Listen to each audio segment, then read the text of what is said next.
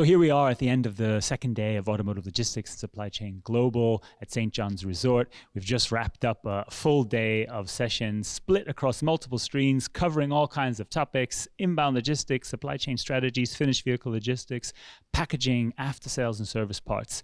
And we've run the gamut. I started the day trying to reflect a little bit on what are the main changes we've seen over the past quarter century of doing this conference.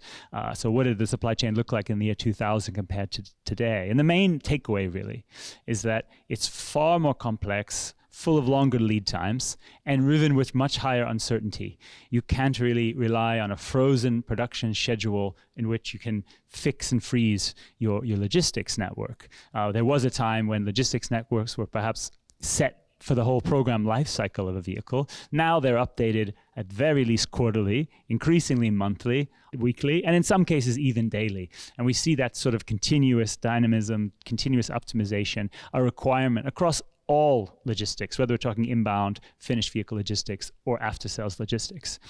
To achieve that, we really need an integration of planning, of investment, and consideration across the supply chain. Marcio Luson from General Motors was the first, but not the last today, to emphasize how important it is for logistics considerations to be front-loaded in product design, in product development, so that sourcing decisions, manufacturing decisions understand the logistics costs, the packaging costs, design, as well as the risks that come into that. It's a point that was really made again and again, including in our concluding session today from Chris Stiles from Nissan, who talked about how important it is when in product launches. So for example, to compress product development cycles and simplify and standardize parts where you can reduce variation and perhaps simplify and speed up certain launches. So really it's an end-to-end process which is being driven across the supply chain, and the tariff situation is only adding more complexity to that because you need tier N mapping, you need to consider the implications at every turn. So this message around logistics value add, and logistics influence really shone through. And a really important area that we had more focus on this year was on packaging. So we had people like Alex Burnett, the head of inbound and containers from General Motors, Ivan Davila from Nissan, really emphasizing the importance of early stage design consideration in packaging and the impact that can have on overall transport costs, on automation opportunities, for example, as well as on sustainability. We unpacked packaging, so to speak, across multiple sessions, which really got great response, underlining just how important it is. But again, it all came back again and again to this value add and the importance of communication and collaboration. I think in 25 years, that is something that hasn't changed. It's just become a stronger requirement.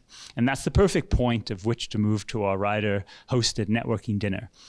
Ryder has been the premier sponsor of this conference since the beginning, and we look forward to continuing that partnership. And tonight, we're celebrating in this beautiful location here at St. John's, bringing everybody together and really once again toasting to the success of this industry, the success of this conference, and the success of each and every person there who makes it all possible. So a thank you from my side to Ryder for their support, and to all of you for supporting the supply chain at these critical times and coming together to continuously improve and drive value add. For now, I'm going to go join the party, and we'll be back sharing more insights from the final day of Automotive Logistics and Supply Chain Global with more sessions on inbound, on supply chain strategies, on finished vehicle logistics, and much, much more.